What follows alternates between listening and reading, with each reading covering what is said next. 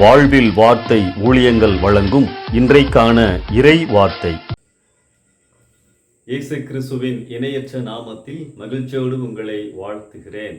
இன்றைக்கான இறை வார்த்தையில் நாம் தியானிக்கின்ற வசனம், தேவனுடைய செய்கைகளை வந்து பாருங்கள், அவர் மனு புத்திரரிடத்தில் நடப்பிக்கும் கிரியையில் பயங்கரமானவர். கடலை உலர்ந்த தரையாக மாற்றினார், ஆற்றை கால்நடையாய் கடந்தார்கள், அங்கே அவரில் களி கூர்ந்தார்கள். சங்கீதம் 66:5-6 வசனங்கள்.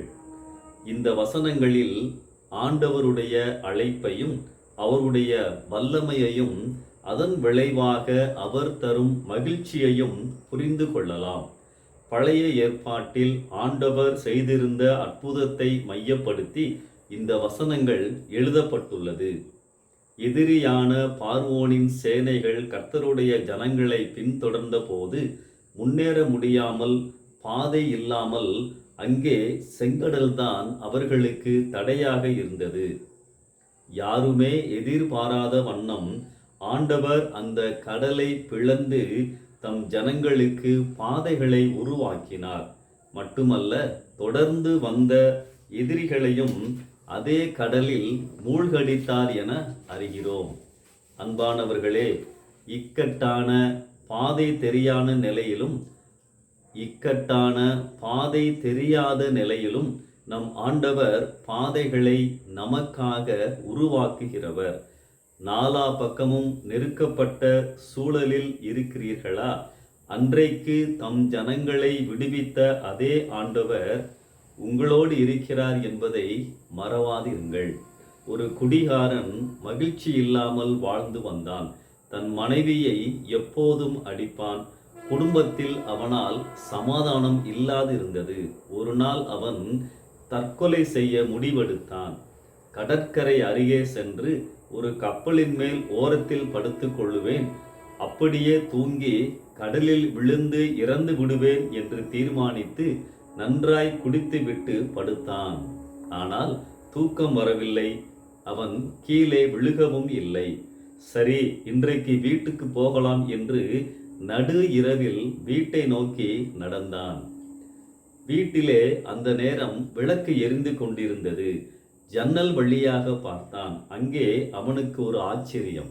அவனுடைய மனைவி, "what a friend we have in Jesus." பாவ சஞ்சலத்தை போக்க பிராண நண்பர்கள்தான் உண்டே என்று அருமையான இந்த பாடலை பாடிக்கொண்டே அவனுடைய ஒரு சட்டையை அயன் பண்ணி கொண்டிருந்தார்கள். நான் என் மனைவியை சந்தோஷமாக வைத்திருக்கவில்லையே, ஆனாலும் இவள் மகிழ்ச்சியாக இருக்கிறாளே என்று ஆச்சரியமடைந்து கதவை தட்டினான். அவளிடம், "உனக்குள் இந்த இயேசு இருப்பதினால்தான் நீ சந்தோஷமாக இருக்கிறாய். இந்த இயேசு எனக்கும் வேண்டும்" என்று கூறி தன் மனைவியின் மூலமாக இயேசுவை ஏற்றுக்கொண்டான். வாழ்க்கை மாறினது. இருவரும் சந்தோஷமாய் வாழ ஆரம்பித்தார்கள். அன்பானவர்களே, இந்த இயேசு நம்மோடு இருக்கும் பொழுது நம்மாலும் செங்கடல்களை கடக்க முடியும்.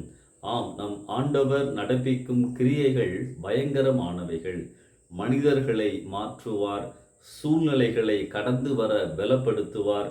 கடினமான சூழல்களை இலகுவாக மாற்ற நம் ஆண்டவரால் முடியும். இன்றைக்கு வந்து பாருங்கள் என அவர் உங்களை அழைக்கிறார். பிரியமானவர்களே, நம் முன்னே செங்கடலோ, யோர்தான் நதியோ, எரிகோ கோட்டையோ இருக்கலாம். கலங்காதிருப்போம். வார்த்தையில் உண்மையுள்ளவர் நம் வாழ்க்கையில் உடன் இருப்பார்.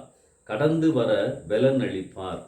நாமும் நீங்களும் உலர்ந்த தரை வழியாய் நடப்போம். நிச்சயமாக. இந்த சிந்தனையோடு இந்த நாளை ஆரம்பிப்போம். கர்த்தரின் கரம் உங்களை தாங்குவதாக. ஆமென்.